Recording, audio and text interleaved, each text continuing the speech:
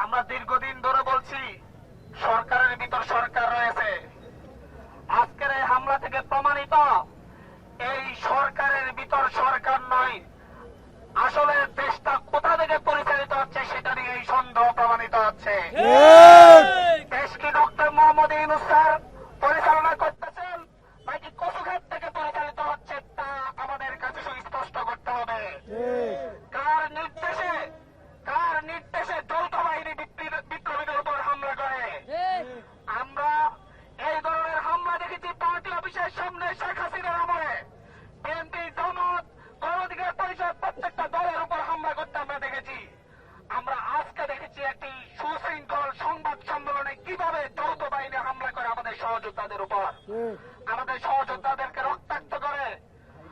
Doctor Mohammad Yunus sir, আপনাকে প্রশ্ন করে বলছি, আপনি বলেছেন আপনাকে ছাত্ররা ক্ষমতায় বসিয়েছে। আপনি ছাত্রদের বলতে আপনি বিপ্লবীদেরকে বুঝিয়েছেন যারা শেখ হাসিনার বিরুদ্ধে ঐক্যবদ্ধভাবে লড়াই করেছে। সেই লড়াইয়ে বিএনপি ছিল, জামাত ছিল, গণ অধিকার ছিল, ইসলামী আন্দোলন ছিল, সব রাজনৈতিক দল ছিল।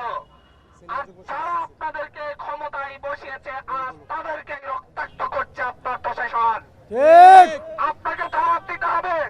যারা আমাদের এই অভ্যুত্থানকে ধারণ করে, যারা আমাদের এই অভ্যুত্থানকে লালন করে, যারা এই অভ্যুত্থানের কারণে আজ ক্ষমতায় আসেন, তাদেরকে বলবো আপনার সহযোদ্ধাদের উপর সহযোদ্ধাদেরকে রক্তাক্ত করা হয়েছে।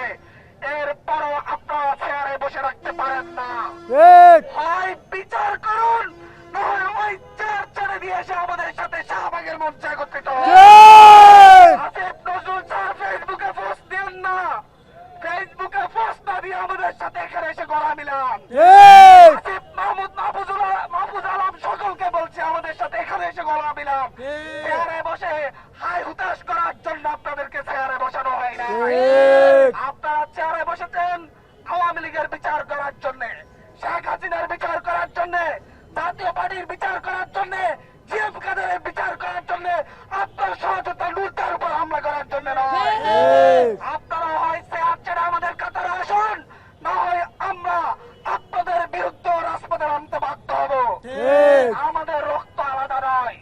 আমরা যারাই দীর্ঘ সময় ধরে প্রেসিডেন্ট বিরোধী লড়াই করেছি তাদের সকলের রক্ত এক।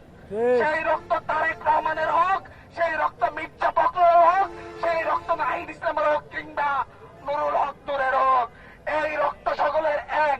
বিপ্লবীদের রক্ত, যারই রক্ত ঝরবে আমাদের হৃদয়ে আঘাত লাগে। চেয়ারে যারা বসে আছেন, আপনাদের হৃদয়ে আঘাত লাগলে আপনারাও আমাদের সাথে কণ্ঠ মিলান। একসাথে আমরা দেশ গড়বো, একসাথে লড়বো।